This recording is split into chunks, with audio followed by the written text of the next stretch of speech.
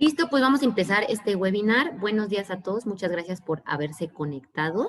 Para los que no me conocen, yo soy Karen Gómez, responsable de comunicación en la Cámara de Comercio Franco-Mexicana, y les reitero mi agradecimiento por estar aquí esta mañana con nosotros. Vamos a trabajar este webinar con nuestro asociado Innovati Consulting Group, quien nos va a hablar del tema prevención del lavado de dinero con un enfoque basado en riesgo. Esta mañana les quiero presentar muy rápidamente a nuestro ponente experto, que es Julio César Arredondo Zamudio. Él tiene más de 20 años de experiencia en el sector financiero, en áreas de cumplimiento, control interno y gestión de riesgos en el ámbito público y privado. Actualmente es director de cumplimiento normativo y riesgo en Innovati Consulting Group.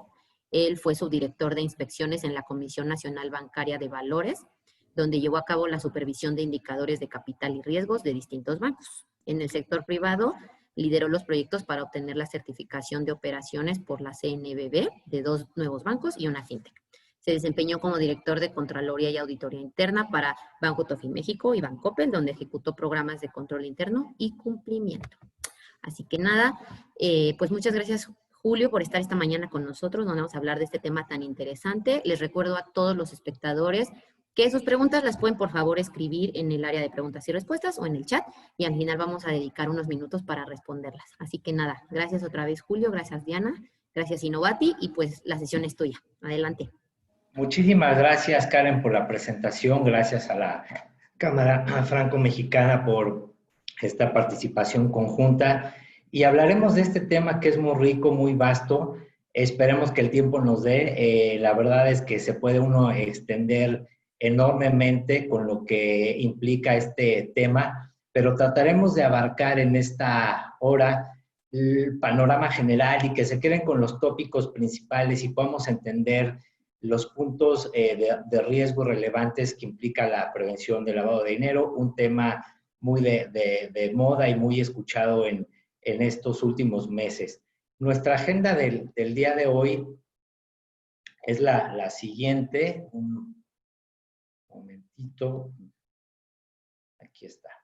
Hablaremos de los conceptos básicos de lo que es la prevención del lavado de dinero y financiamiento al terrorismo, un tema muy vinculado. Lo que es el conoce a tu cliente, cómo hoy el conoce a tu cliente tiene una relevancia fundamental con lo que está pasando en el mundo y con la tecnología de información. Lo vamos a ligar y lo vamos a destacar. Lo que son las actividades vulnerables, las instituciones de tecnología financiera, las fintech, lo que les decía, cómo las tecnologías están jugando un papel ya muy relevante en este tema, los sistemas de información. Hablaremos del enfoque basado en riesgo, hoy del nuevo enfoque que acaba de emitir en septiembre pasado la Unidad de Inteligencia Financiera. Hablaremos de gobernanza y cumplimiento necesarios y obligatorios para entender mejor la prevención, el marco jurídico que internacional y localmente rige este tema, las sanciones que la Comisión Nacional Bancaria ha impuesto por este tema para cerrar con una visión del impacto y de la importancia que implica la prevención del lavado de dinero y el combate. Y cerraremos con 3 conclusiones que esperemos se queden ahí para poder abrir otras charlas en el futuro. Hoy día, bueno, nos hemos despertado y abrimos los periódicos y escuchamos en las noticias de golpes, de impactos, de decomisos que la autoridad ha tenido contra la delincuencia organizada. Es un gobierno, y lo veremos más adelante, que en su nueva metodología de enfoque basado en riesgo destaca la corrupción como un elemento fundamental, esencial, el decomiso, el combate a los brazos financieros de la delincuencia organizada para debilitarlos. Entonces, para entender este tema, vemos el impacto, ¿no? Que es simple y sencillamente un cartel está generando a nivel nacional y a nivel local en el Zócalo, que está teniendo un impacto muy fuerte, ¿no? Pero, ¿qué es el lavado de dinero y qué es la prevención del lavado de dinero? Bueno, el lavado de dinero que tanto hemos escuchado por ahí, simplemente es un proceso que implica recursos que provienen de una actividad ilícita, cuyo fin es aparentarlos, disfrazar este origen ilícito, darles una apariencia lícita ¿Para qué? Para poder ser colocados dentro del sistema financiero de manera formal y que puedan no ser detectados, sino puedan ser decomisados por estas actividades ilícitas. Dentro de las actividades ilícitas, bueno, está por supuesto el narcotráfico, el terrorismo, el secuestro, la extorsión, el fraude, la piratería, la corrupción, la evasión fiscal, el contrabando de armas, diversas actividades que están lastimando a la economía y lastimando a la sociedad. ¿Por qué? Porque tiene consecuencias de generar desequilibrios económicos, distorsiones a la libre competencia y a los precios que las compañías fijan de sus productos, erosionan los valores y debilita, por supuesto, a la sociedad. Por eso es tan importante prevenir este tipo de actividades y bloquear el flujo de los recursos. El lavado de dinero tiene 3 etapas, por eso les decía, es un proceso y que se divide en las etapas de colocación, de estructuración y de integración. Básicamente en la colocación, que es la etapa inicial, lo que se busca es ir identificando ciertas actividades, negocios, donde el lavador de dinero, el que ejerce actividades ilícitas, puede introducir sus ganancias para hacerlas de mayor y fácil flujo dentro del sistema financiero. Una vez que las introduce, viene la segunda etapa que se llama estructuración. Y esto es efectuar múltiples transacciones que hacen que se dificulte el rastreo de los fondos y de los recursos ilícitos para las autoridades, ¿no? Transacciones a nivel nacional y a nivel internacional, hoy día con las monedas virtuales, esto con este fin, para llegar a la última etapa, que es la integración de los recursos, ya que se lograron mover los recursos a través de distintas cuentas, transferencias, países, etcétera, viene la integración, que es incorporarlo ya formalmente al circuito de la economía legal, del sistema financiero formal, ¿no? Dentro de inversiones de capital y muchas otras actividades. El lavado de dinero está ubicado y penalizado dentro de nuestro Código Penal Federal en el artículo 400 bis. Como tal, también se encuentra el encubrimiento, les estoy poniendo la parte general para que se ubique, el 400 bis, que es el que normalmente vamos a ver, que implica y establece de 5 a 15 años de prisión y multas de 1,000 hasta 5,000 días, ¿no? Como les decía, también habla de encubrimiento, también habla de sanciones para consejeros, funcionarios que están en los bancos y de inhabilitación, para servidores públicos que forman parte de la lucha y el combate a estas actividades, también ellos son sancionados, para ellos se duplican las sanciones y también hay un tema de inhabilitación. Entonces, sí está en nuestro Código Penal Federal, ahí lo pueden encontrar.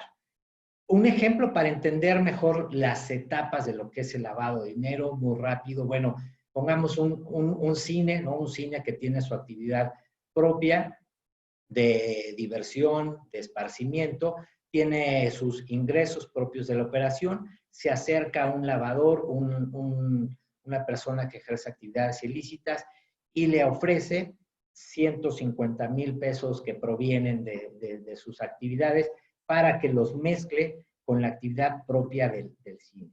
La estratificación, el dueño del cine mezcla entonces sus recursos provenientes de su operación del cine con los recursos que le entrega el lavador de dinero. Con esto paga hace frente a sus gastos de nómina, sus gastos operativos, etcétera, y puede ya con su margen de utilidad, con lo que le queda remanente, puede ingresar ese dinero a sus cuentas bancarias, donde las haya abierto. Bueno, lo conocen al señor, saben que tiene un cine, saben que normalmente maneja ciertas actividades, y también con ese dinero el señor lo que puede hacer o se hace es esparcirse, abrir nuevas sucursales, comprar mejores butacas, abrir una cafetería dentro del cine, cambiar un poquito ahí su modelo de negocio, y esta es la manera en que se integra, se disfraza y se puede perder la pista de este dinero. Por eso la importancia.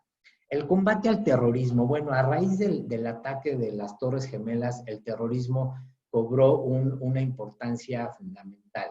No es que antes no estuviera dentro del radar, pero sin duda fue un evento que a nivel internacional sacudió y movió a las autoridades. El financiamiento al terrorismo es la aportación, financiación o recaudación de recursos económicos cuyo fin es provocar alarma dentro de la población y de las sociedades. ¿Por qué? Porque buscan atentar contra la seguridad nacional de los estados, de los países, para que se tome una determinación, una medida política que estos grupos de presión están buscando, ¿no? Aunque el objetivo principal de estos grupos terroristas no es financiero, es meramente de contraestado político, de seguridad, pues para llevar a cabo sus actividades necesitan recursos, evidentemente. Pueden ser recursos que provengan de fuentes legítimas, de fuentes lícitas, o recursos que vienen también de fuentes ilícitas. Pueden ser ambas. También el financiamiento al terrorismo se encuentra penado, establecido dentro de nuestro Código Penal Federal en el artículo 139 y 148 bis, que hace referencia al terrorismo internacional. Lo que establece son de 15 a 40 años de prisión y multas que van de 400 a 1,200 días. También la ley, el Código Penal Federal, establece sanciones hacia el encubrimiento, la financiación y la amenaza del terrorismo. Sanciones que, bueno, se pueden consultar dentro del Código Penal Federal. Les estoy poniendo a manera de ejemplo la principal, que es la realización de la actividad. Las diferencias básicas, se preguntarán, bueno, entonces, ¿qué diferencia hay entre el lavado de dinero y el financiamiento al terrorismo? Básicamente, pueden dividir en cuatro grandes bloques, que es el propósito del delito. En el lavado de dinero lo que se busca es aparentar el origen ilícito de los fondos, mientras que, como dijimos, en el financiamiento al terrorismo es hacer llegar recursos para actividades terroristas, para atentar contra estados, contra gobiernos, contra la seguridad y presionar o obtener un fin que buscan estos grupos.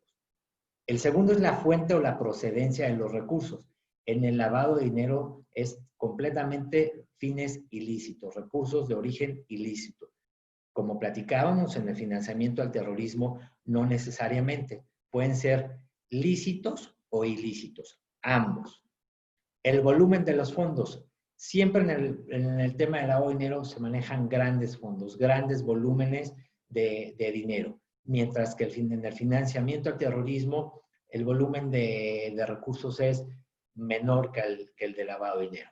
Y por último, el momento del delito. Es decir, ¿cuándo se da el delito, ¿no? En el lavado de dinero se da antes, como decía, antes del proceso que platicábamos de las etapas, se da. ¿Por qué? Porque proviene de una actividad ilícita. Ya está marcado por esta actividad ilícita.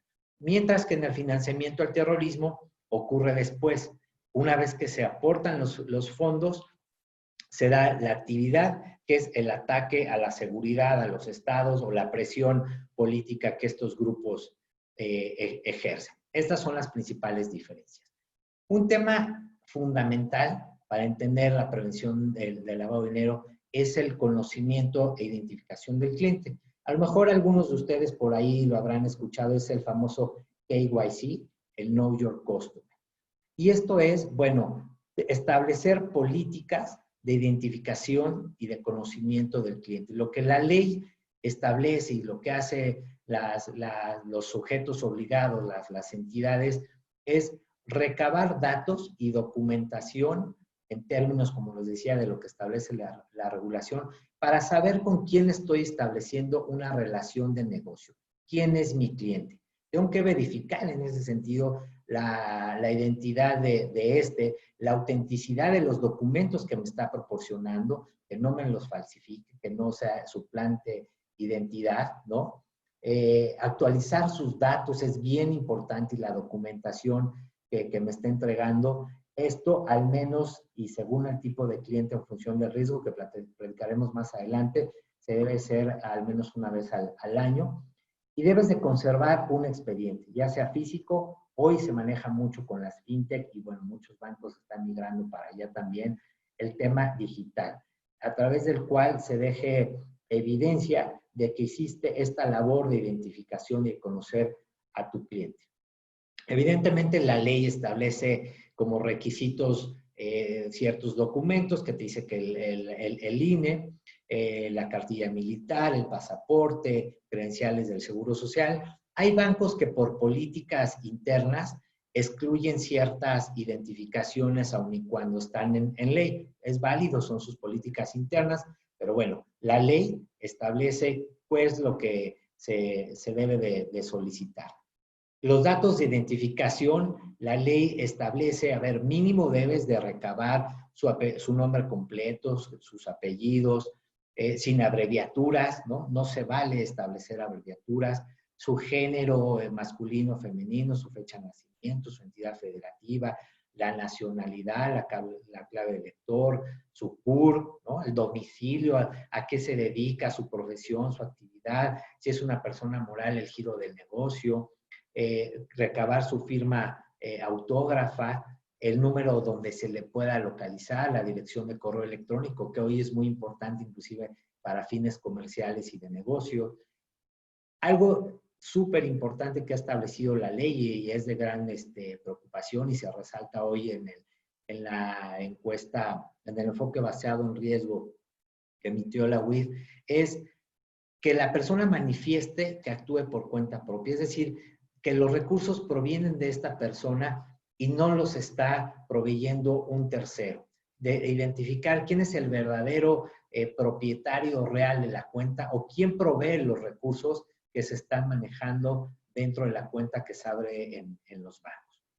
A manera general, lo que establece la ley y de lo que debemos de ver de nuestros clientes es una vez que ya los conocimos, que los identificamos, que van a operar con nosotros, tenemos que monitorear sus operaciones. ¿Qué tipo de operaciones? La ley establece 3 tipos de operaciones básicas, que son, le llaman operaciones relevantes, que tienen que ver con aquellas transacciones en efectivo, monedas, cheque de viajero que prácticamente ya no se utiliza, y en general para los bancos y ciertas FOMES es el límite, el umbral es que rebasen los $7,500. Esto no es para todas las entidades financieras, aclaro. Destaco a bancos y SOFOMES. Sin embargo, hay entidades financieras como las propias fintech, como las casas de cambio, que el umbral es menor, es de $5,000. Pongo esto como ejemplo. Operaciones inusuales, que son aquellas que salen del perfil transaccional del cliente, de lo que el cliente normalmente está realizando, de lo que nos dijo que iba a operar. Bueno, se establece un perfil transaccional y tiene cierta inusualidad, ya sea también por producto, por actividad, por zona geográfica. Entonces, como su nombre lo indica claramente, sale del patrón usual, normal del cliente, en base también a criterios y montos que nosotros podemos establecer en los sistemas de monitoreo. Y están las operaciones internas preocupantes, que son aquellas que son realizadas por los empleados de las instituciones. Empleados de las instituciones que se involucran dentro de estas actividades, se reportan estos empleados y se les conoce como operaciones internas preocupantes. Son las principales. Sin embargo, bueno, hay también, y para no extendernos, lo voy a mencionar, hay operaciones que se les llama de 24 horas, que son operaciones que cuando las instituciones tienen plena certeza de que provienen de actividades ilícitas, se reportan inmediatamente a la autoridad. Por eso se les conoce de 24 horas. También las instituciones están obligadas a reportar operaciones con efectivo, montos acumulados, transferencias electrónicas, transferencias internacionales. Pero bueno, los principales reportes son estos 3 y espero que se queden con ellos, ¿no? Dentro del conocimiento del cliente y su identificación está la segregación de los clientes en función de su riesgo. Y siempre vamos a hablar de aquellos que son de mayor riesgo para las instituciones. ¿Por qué? Porque también la norma establece un tratamiento especial para este tipo de clientes.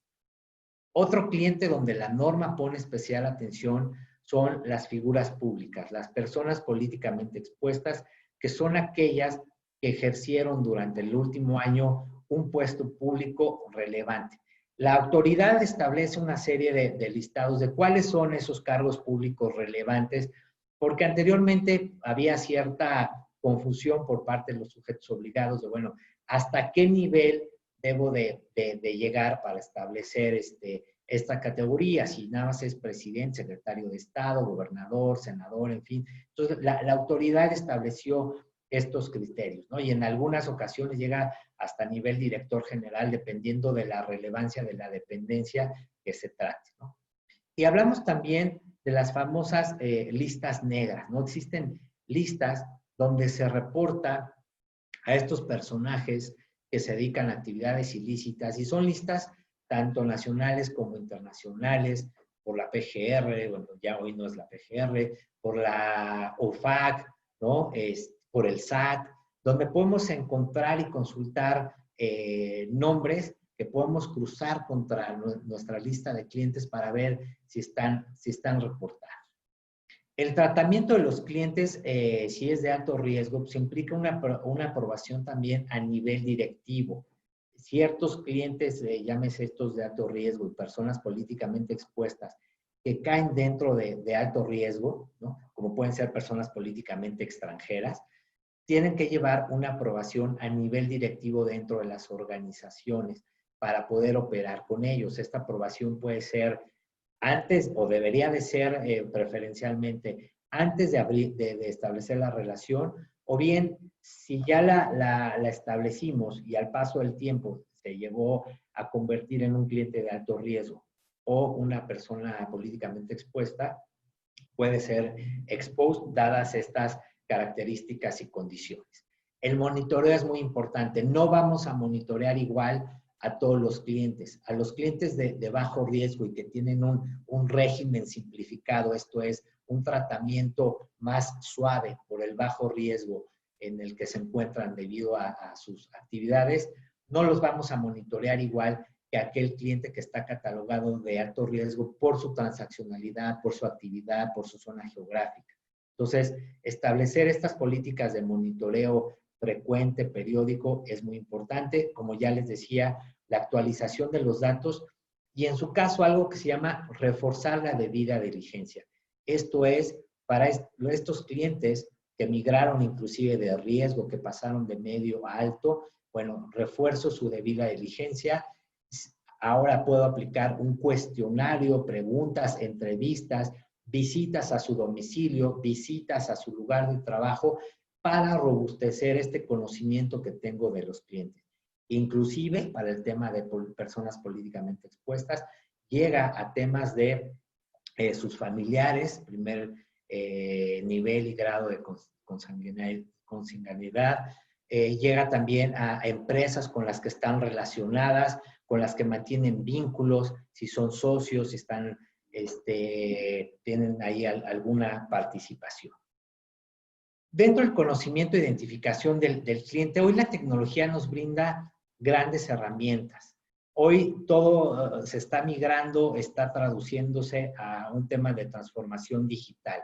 Entonces, encontramos el onboarding digital, como se le conoce. Hoy ya las entrevistas, se toman selfies, se toma una huella dactilar y esa información viaja de manera automática al INE, donde puedes cruzar contra estos registros y ver si efectivamente, por ejemplo, la identificación que te están dando no está falsificada, ¿no? Temas de geolocalización que nos ayudan para conocerlo mejor, ¿no? Para ver si efectivamente el domicilio que nos dio, pues coincide donde está ubicado o donde normalmente se está moviendo, ¿no?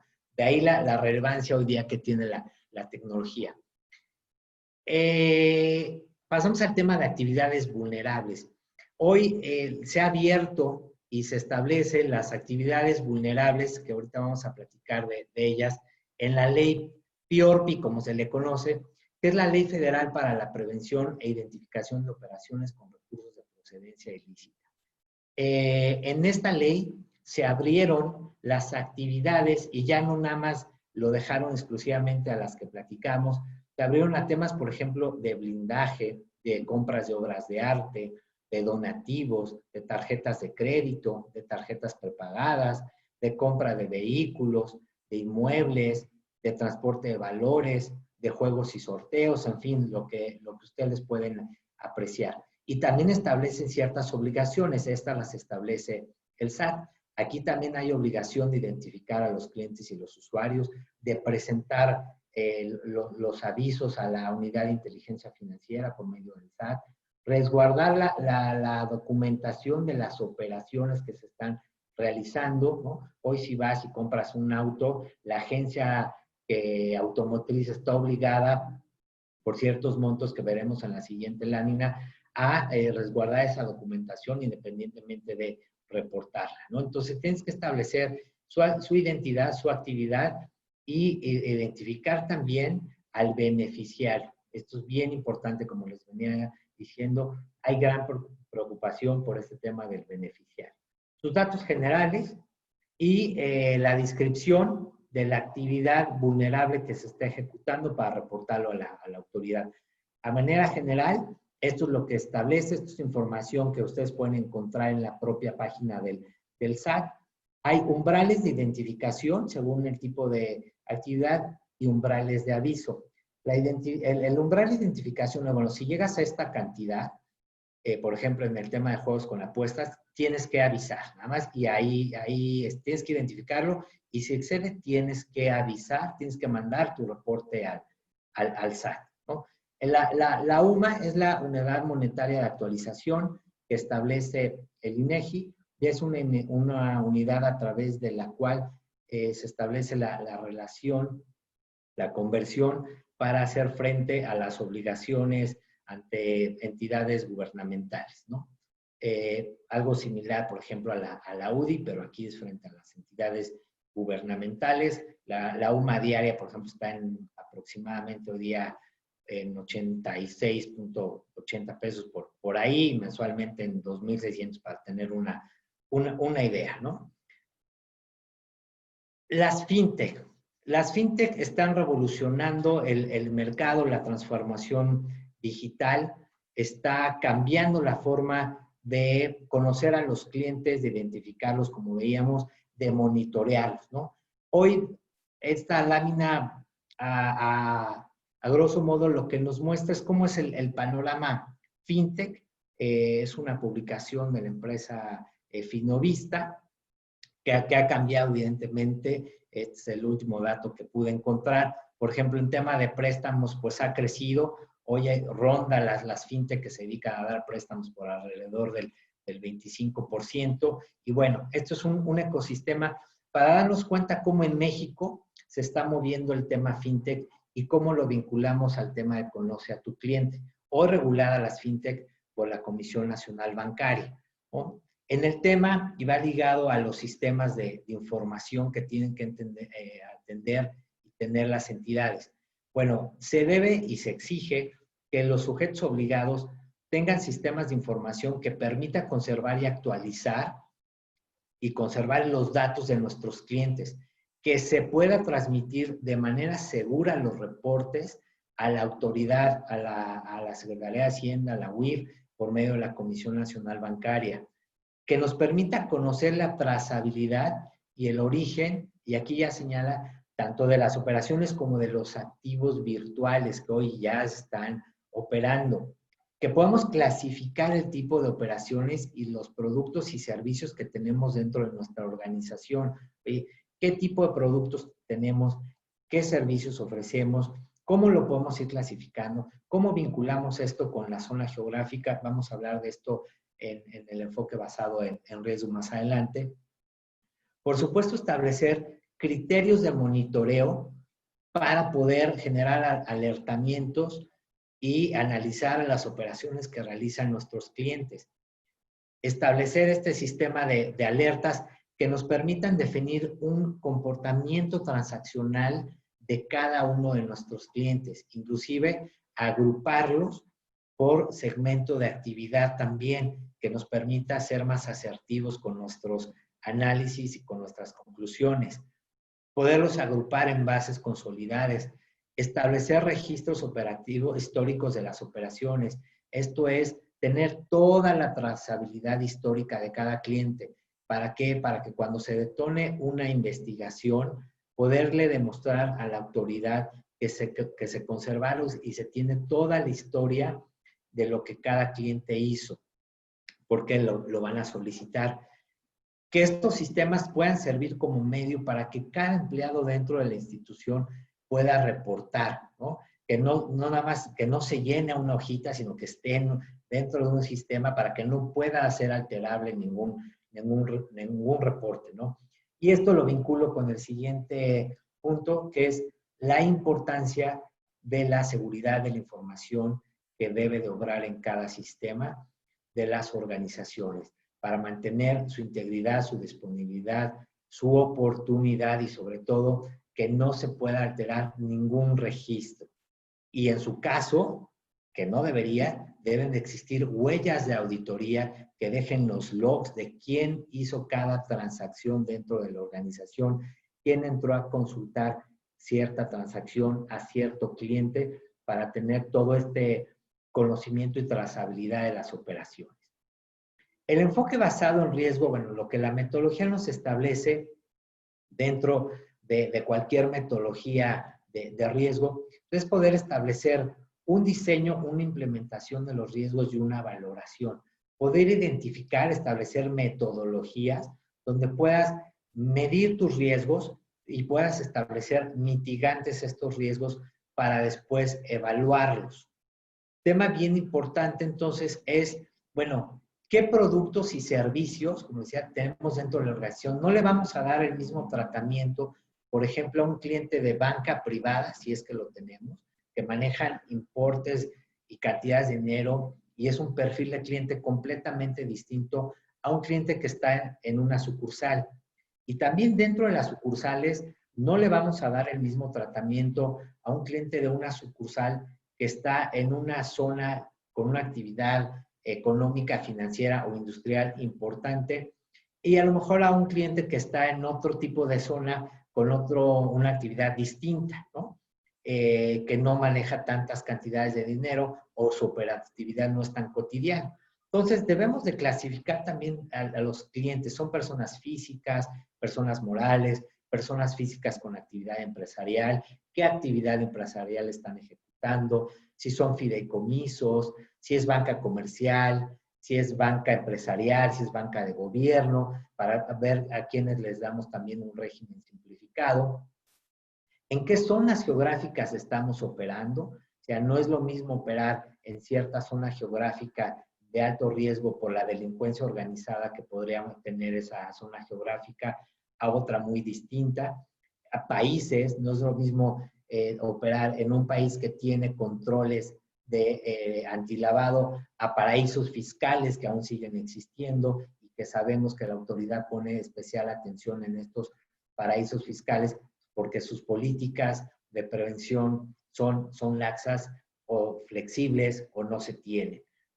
Y también el tipo de transacciones que hacen nuestros clientes. Oye, tengo clientes que transaccionan con dólares, como producto ofrezco dólares, la operatividad en efectivo, ofrezco cambio de monedas, de valores de oro, de plata, o solamente me quedo con transacciones nacionales, hago también transacciones internacionales. Entonces, todo esto juega con nuestro modelo de riesgo que debemos establecer dentro de la organización. Entonces, ya vamos bajando de nivel de conocer al cliente, de saber quién es y qué hace, versus adaptarlo a nuestra organización y cómo está funcionando, ¿no?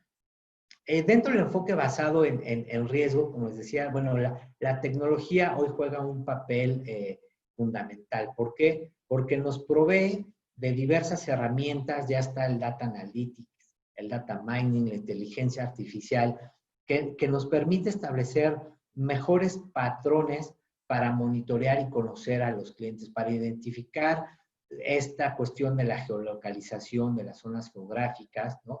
Poder establecer mejores patrones y poder establecer su nivel de riesgo y poder determinar quién establece una actividad ilícita o quién está estableciendo con nosotros una relación de negocio formal, ¿no? El enfoque basado en riesgo que acaba de publicar, como les decía, en septiembre pasado, la Unidad de Inteligencia Financiera, y esto es tal cual información de este enfoque, establece 3 escenarios sobre los cuales se está basando. Uno es las amenazas.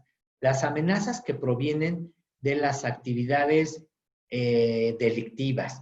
Se han identificado alrededor de 11 grupos delictivos que donde están operando, que la UIF ya tiene identificados, poníamos en la introducción a alguno de ellos. Entonces lo ven como una amenaza importante para establecer el enfoque basado en riesgo.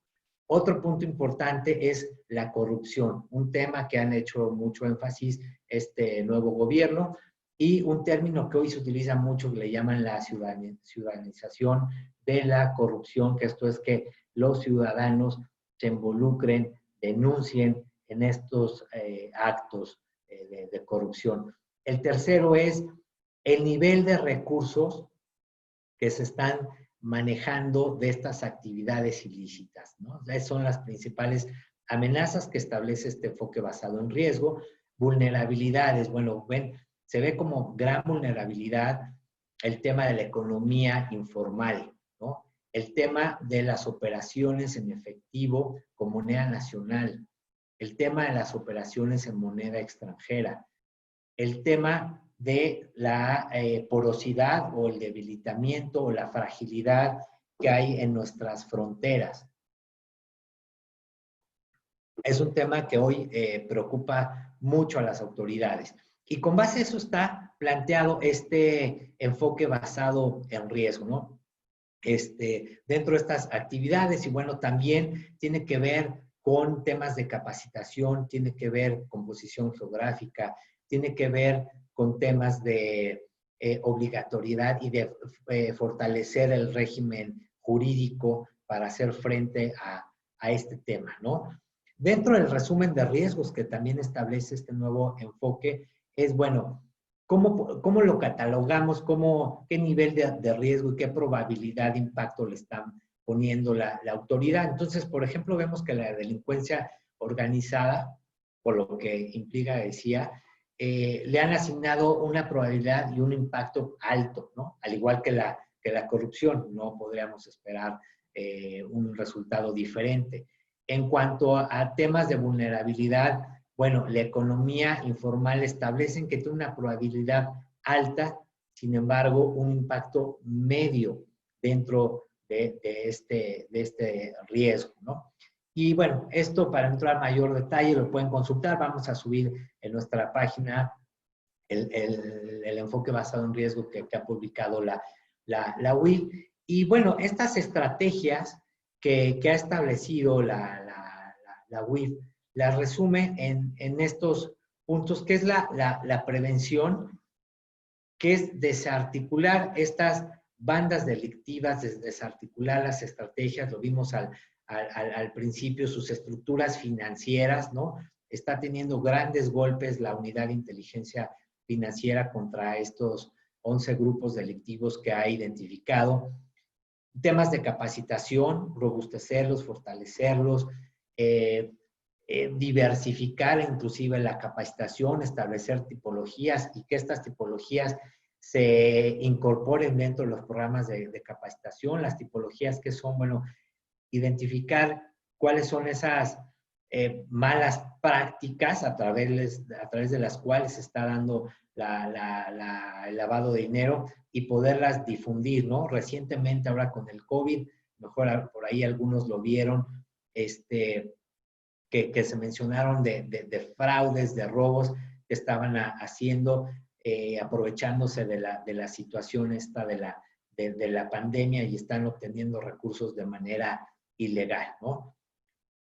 La parte de robustecer las bases de la información, la inteligencia en estos temas de mapas patrimoniales, de robustecer los sistemas, las tecnologías de información a través de los cuales pueda la inteligencia de análisis aportar mejores elementos, lo está incorporando también la unidad de inteligencia financiera, la Comisión Nacional Bancaria también. Muchos bancos, les decía, están aprovechando esta transformación digital también para implementarla en estos temas de prevención de lavado de dinero, ¿no?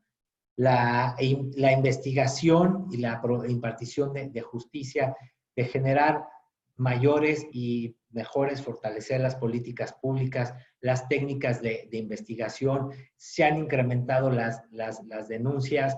Este gobierno pasó de tener de 82 a 164 denuncias del 2018 a 2019. Entonces, se ha fortalecido, se ha visto reflejado en esta actividad. Como decía, la parte de impartición de justicia, los decomisos de 2000, esta cifra que voy a dar está en el enfoque basado en riesgo, ahí mencionada. Se dice que del 2016 al 2018 se lograron decomisos aproximadamente de un poco más de 10,000 millones de pesos, bastante importante. Entonces se está viendo reflejado. Homologar los criterios también entre los distintos entidades que forman parte del Poder Judicial dentro de los estados y la federación, ¿no? El poder coordinar también, algo bien importante, poder coordinar dentro de las instituciones los esfuerzos, el intercambio de información, el intercambio también con agencias internacionales, el poder compartir experiencias, datos, estadísticas, capacitación, tecnología. Eso va a ayudar mucho al país para hacer frente a esta prevención. Y en temas de supervisión, bueno, la UIF pone especial atención a seguir robusteciendo el tema de los enfoques basados en riesgos, las matrices de riesgo que deben establecer los sujetos obligados, las entidades, mejorar la supervisión tecnológica, incorporar la tecnología dentro de estos esquemas de supervisión, que ya lo estamos viendo y ya lo están haciendo. Las autoridades también están transformándose digitalmente enfocado a este tema de prevención. Algo muy importante que debemos de tener en cuenta y no perder en el radar es que dentro de las organizaciones debe de existir un tema de gobernanza y de cumplimiento. Para esto, la autoridad establece una obligatoriedad de que establezcan un comité de comunicación y control.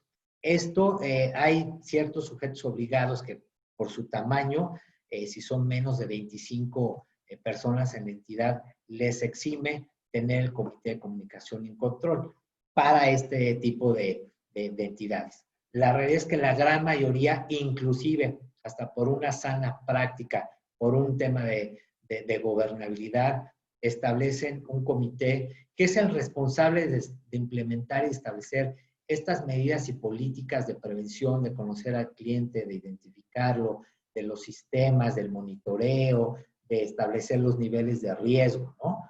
Hay un comité de auditoría también que es el responsable de aprobar estas políticas de conocimiento de tu cliente, ¿no? De informar al Consejo de Administración lo que está sucediendo también en esta materia con independencia de lo propio que haga el Comité de Comunicación y Control. Hay una figura dentro de las entidades que se llama oficial de cumplimiento, que es el responsable ante la autoridad y frente al comité de ejecutar las medidas que establece el comité. Es el responsable de ser el vínculo de comunicación con los demás empleados dentro de la organización para difundir, para hacer el conocimiento a la gente, la regulación, las prácticas, de hacerse llegar de los reportes que cada empleado internamente puede hacerle llegar. Esta es la figura que hoy día se tiene que certificar, que establece la comisión, que debe de estar certificado por ella, ¿no? Y también hay una obligatoriedad de hacer auditorías, una auditoría anual, una vez al año. ¿Con qué fin? Con el fin de que un tercero venga, revise y de manera independiente pueda verificar el cumplimiento y el apego de las políticas. De realmente si el oficial de cumplimiento está haciendo lo que las funciones le están demandando, si el comité está ejerciendo sus funciones y sus actividades como la regulación lo establece. Tema bien importante que lo mencionamos en el enfoque basado en riesgo, la capacitación y la difusión. Se deben de establecer programas anuales dentro de las organizaciones, programas que deben de involucrar a todo el personal. Hace énfasis en el personal que está, digamos, en el front office, el personal de negocio que tiene contacto, ¿no?, directo e inmediato con los clientes, gente de sucursales, gente ejecutivos de banca empresarial, de banca comercial, ¿no? De establecer evaluaciones, hay que evaluarlos y dejar constancia de su capacitación y de sus evaluaciones. Y también de establecer sanciones. O sea, ¿qué pasa con aquellos empleados que después de 3 ocasiones no aprobaron o de 2? En fin, cada organización establece el número de intentos que desea otorgarles a sus empleados. ¿Qué pasa si no están aprobando las evaluaciones? Hay que establecer medidas de sanción y muchas veces hasta de salida, si es necesario. Ciertas organizaciones con esa seriedad entienden el tema y establecen que si después de ciertos intentos no lo has logrado pasar, bueno, pudieras llegar a salir de la organización. Son políticas internas. Lo que les transmito es hasta dónde puede llegar el compromiso de cada entidad, de los empleados para con este tema, ¿no? Y bien importante, también difundirlo, establecer programas de difusión, de comunicación al interior de las organizaciones, que no sea un tema aislado que se queda eventualmente cuando tomé mi capacitación en el mes de marzo y nos volvemos a ver en el mes de marzo del siguiente año. No, debe ser un tema permanente, su difusión, su comunicación, de estar sensibilizando a los empleados, de cumplir con estas normas, de conocer a los clientes, de reportar operaciones y de estar familiarizados con el tema. Como les decía, las tecnologías de información han llegado también al punto de cumplimiento. Hoy se les conoce como las famosas RegTech y no son más que empresas, startups, que ya están utilizando las tecnologías de la información con el fin de mejorar la eficiencia de los procesos de cumplimiento, de automatizarlos, de reducir costos, de establecer patrones, de mejorar la data, el análisis de los datos para que nuestras organizaciones puedan cumplir mejor ante la autoridad y, por supuesto, ante los consejos de administración e internamente. El marco jurídico, para entender dónde estamos situados frente a este tema y que tal vez algunos pudieran tener la percepción de por qué si sigue presente y por qué si todos los días se sigue compartiendo. Bueno, pues, ¿dónde está el régimen o las autoridades que están interviniendo para este proceso? La realidad es que el marco jurídico es muy robusto a nivel internacional y a nivel local. A nivel internacional hay diversas autoridades. Encontramos desde el Comité de Basilea, encargado de la supervisión de los bancos, donde hace énfasis particular dentro de la supervisión de los bancos de este tema de prevención del lavado de dinero. Encontramos a la ONU, la Organización de las Naciones Unidas, a través de su Comité de Seguridad. Encontramos, y este es de las principales autoridades, el GAFI. El GAFI que emite, el Grupo de Acción Financiera Internacional, que emite sus 40 recomendaciones más 9 adicionales de financiamiento al terrorismo, donde puntualmente a través de estas recomendaciones le dice a los gobiernos, a las entidades, inclusive temas jurídicos, qué tipo de temas, qué tipo de aspectos deben de cubrir para fortalecer su régimen de prevención, Tenemos también al grupo Egmont, que es el grupo que concentra y le da vida a las unidades de inteligencia financiera, donde se intercambian las unidades de inteligencia financiera a nivel internacional, mejores prácticas políticas, en fin, ¿no? Se comparte.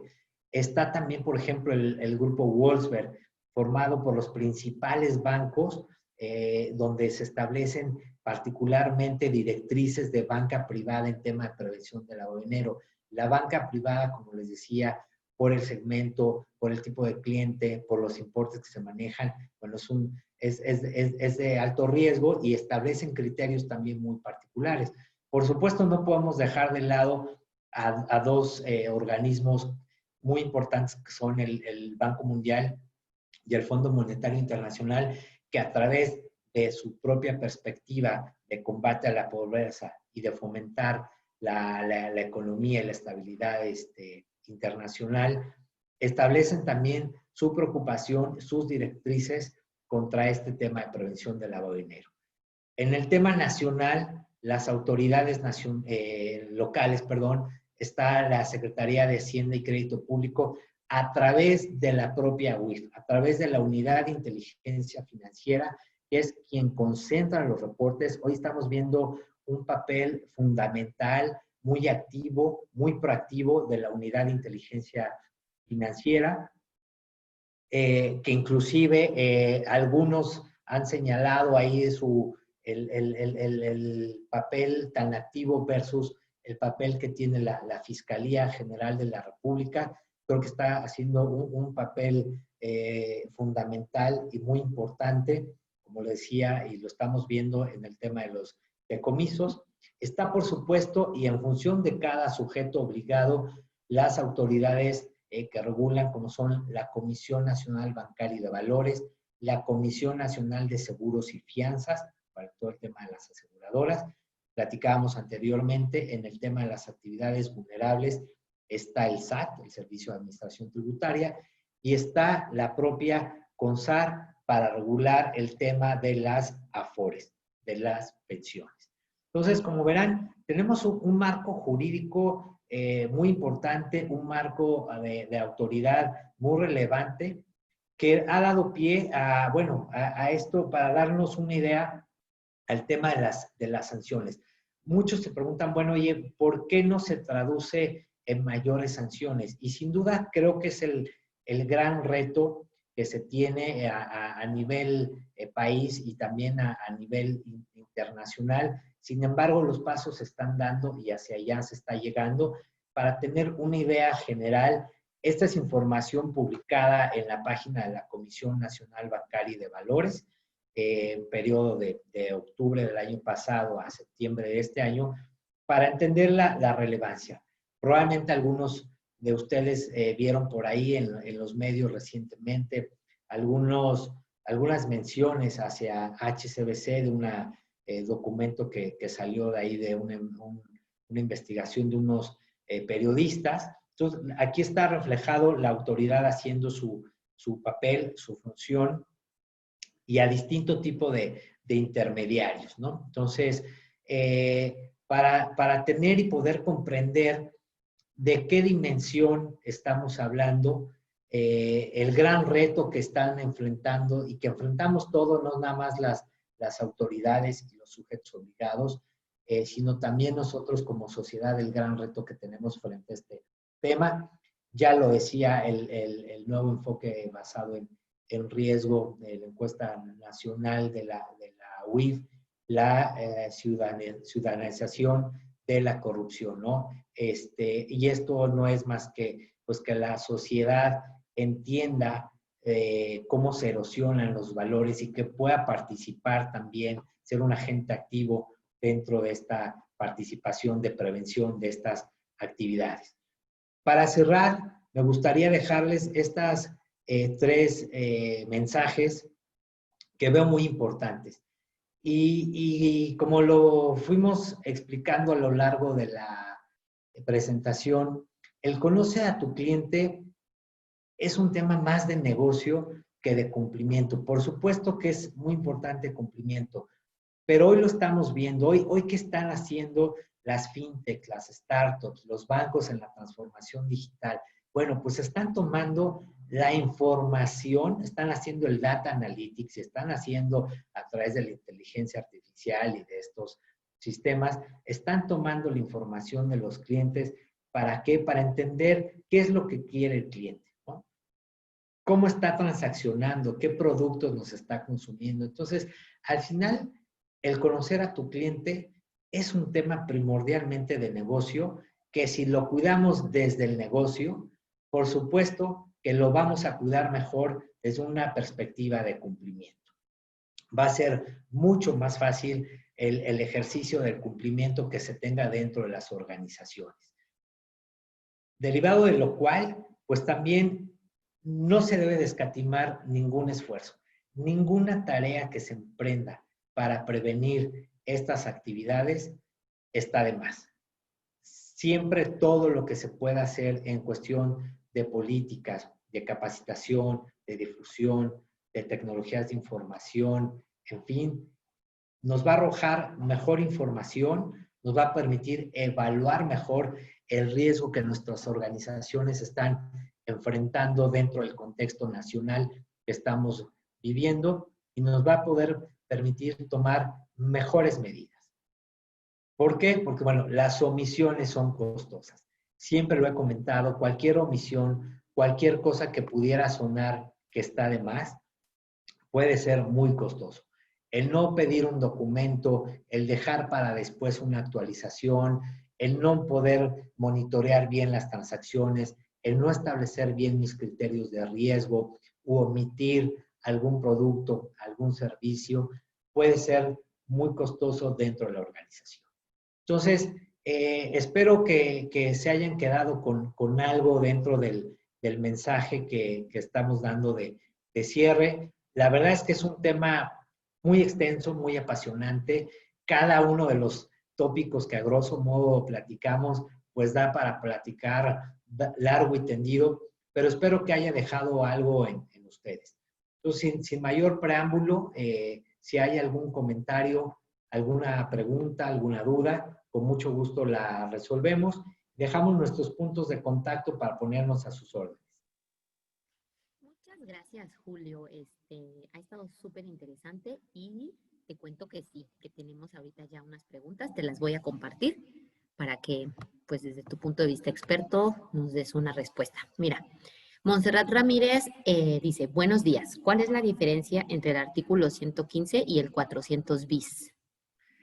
Muy buena pregunta, Montserrat. Mira, el artículo 115 es el que se establece dentro de la Ley de Instituciones de Crédito, dentro de la regulación de la norma, para poderle dar obligatoriedad a supervisar este tema de prevención del lavado de dinero.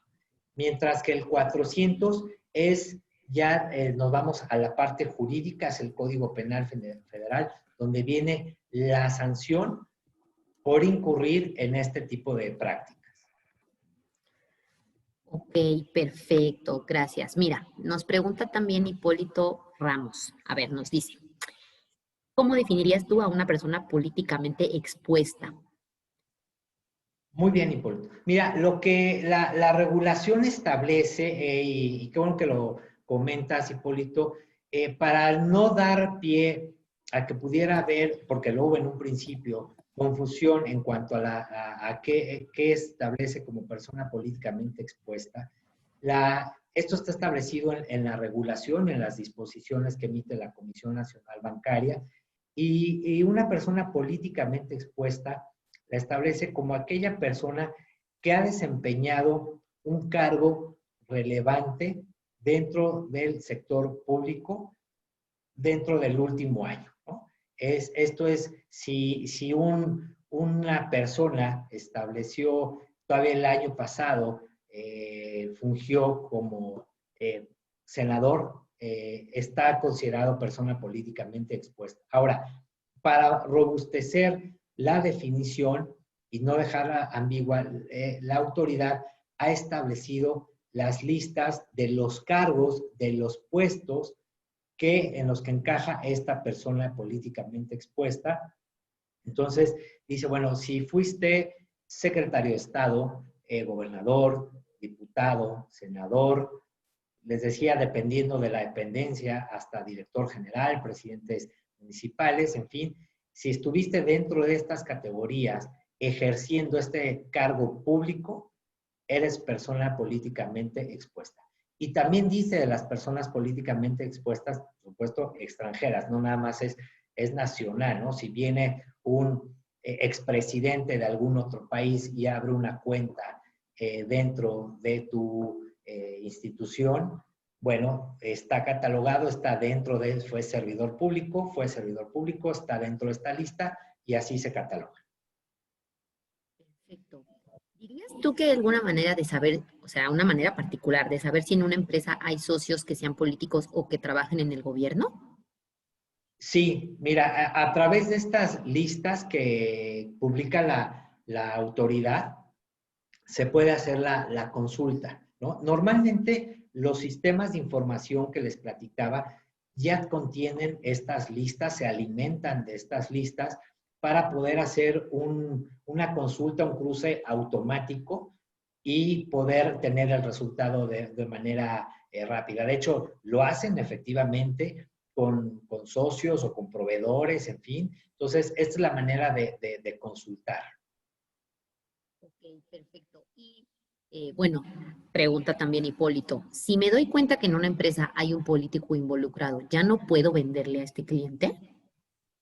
Qué buena pregunta, Hipólito. Qué buena pregunta porque, mira, la gran mayoría de las personas piensa y tiene esta concepción de que al ser persona políticamente expuesta, se le cierra la puerta, es de alto riesgo, lo expulsamos de la organización, vaya, del banco o de la entidad donde está transaccionando, y no necesariamente, porque la ley lo que dice es solamente que sea persona políticamente expuesta extranjera, lo catalogas como de alto riesgo. Y aun y cuando sea de alto riesgo, no implica que le cierres la puerta y dejes de hacer negocio con él.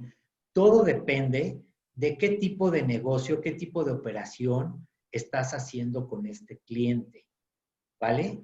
Y en todo caso, lo que tienes que hacer es robustecer su debida diligencia y tenerlo bien identificado. ¿Para qué? Para que en el momento en que haga una operatividad que sí resulte inusual, lo puedas reportar y tú puedas demostrar ante la autoridad que tienes una debida diligencia de este cliente. Entonces, si tú puedes tener o tienes una persona políticamente expuesta, pero que dentro de tu banco tiene una cuenta que abrió hace 5 años y en la cual la abrió a lo mejor para en algún momento un determinado fin y no ha manejado más de, voy a irme al absurdo, 1,000 pesos, pues no es un cliente de alto riesgo, ¿no? Ni es un cliente que te transaccionó y que entonces por lo cual debas de cerrar una relación de negocio. Entonces, todo depende y aquí toma importancia el enfoque basado en riesgo. Perfecto, gracias. Mira, nos pregunta también Karina Terán. Dice, cuando vendes productos vulnerables a través de un intermediario que no es el beneficiario final, ¿quién tiene la obligación de reportar las operaciones que superan el umbral? ¿El intermediario o el dueño del inventario? El intermediario. Bueno, aquí es el que tiene la relación directa con el cliente. Y también, buena pregunta, una vez me la plantearon con un tema de remesas, ¿no? Que quién era el obligado, si por ejemplo, el establecimiento, y lo quiero interpretar más o menos de esta forma, para ponerlo en contexto, si el establecimiento que le brinda un servicio de pago de remesas a una empresa pagadora de remesas, déjeme llamar un Western Union, por ejemplo, ¿no? Pero yo tengo mi establecimiento donde nada más llega el cliente a cobrar su remesa, que toda la transaccionalidad se hizo a través de este intermediario llamado Western Union. El obligado es Western Union, ¿vale? Si tú como comercio quieres hacer algo para sentirte más tranquilo, lo puedes hacer. Sin embargo, la recomendación es, dado que tú estás brindando un servicio a un intermediario también, que lo consultes con el intermediario para que no le cierres el negocio, vaya, ¿no? En este ejemplo que les ponía, a ver si la tiendita se pone creativa y dice, le voy a pedir, además del INE, su cartilla, su pasaporte y su acta de nacimiento y etcétera, etcétera, etcétera, pues el cliente que llega a cobrar la remesa va a decir, oye, espérame, si tal empresa solamente me pide que presente mi identificación para llegar a cobrar mi remesa. Entonces, hay que tener cuidado, debes de consultarlo, sí puedes tomar acciones que te hagan sentir tranquilo, pero debes de consultarlas. Sin embargo, para que estés más tranquilo, insisto, la obligación es del intermediario, del que tiene la relación con el cliente. Gracias. Israel Fuentes nos dice, hola, buenos días, excelente presentación. La pregunta es, ¿cuánto tiempo es el resguardo de los logs de las transacciones? Mira, yo llevaría el tema del resguardo de los logs a un tema ligado que sí está por ley obligatorio de guardar los comprobantes de las operaciones, los expedientes del cliente, etcétera, por al menos 10 años. Entonces, yo me apegaría a esta misma buena práctica y me apegaría, ¿por qué? Porque si en determinado momento llega a haber una investigación, un algo que se detone de un cliente y te piden los comprobantes y te entregas estados de cuentas, entregas el expediente, identificación, etcétera, pero pierdes el log, pudiera haber tal vez un tema, ¿no? Entonces, el log de la transacción, sin duda, yo lo mantendría igual, o sea, mantiene igual que todo lo demás de la documentación, 10 años. Perfecto. Pues mira, Julio, hasta el momento son todas las preguntas que tenemos. No sé si alguien quiera agregar algo más por ahí. Bueno, realmente casi todos te dicen como gracias, muchas gracias, excelente plática. Así que bueno, te inicio por ahí, pero por el momento son todas las preguntas. Julio, no sé si tengas alguna conclusión, algo que nos quieras compartir para cerrar la sesión. Pues solamente agradecer a los que se conectaron. Muchas gracias por sus comentarios, por sus preguntas. Muchas gracias por la atención, por estar aquí con nosotros. Por supuesto, a la cámara, Karen, a través de ti, muchas gracias por abrirnos este foro. Es un placer y estamos a sus órdenes para el futuro poder seguir en contacto con ustedes. Julio, pues muchas gracias a ustedes también por haber estado con nosotros esta mañana, compartir esta información súper valiosa. Pues nada, yo les deseo a todos muy buen día. Recuerden que esta información va a estar colgada en nuestro sitio Francia México y nos vemos en el siguiente webinar. Muchas gracias, Innovati. Muchas gracias, Diana, Julio, y buen día a todos. Gracias a ustedes. Muy buen día, hasta pronto. Cuídense. Gracias, hasta luego.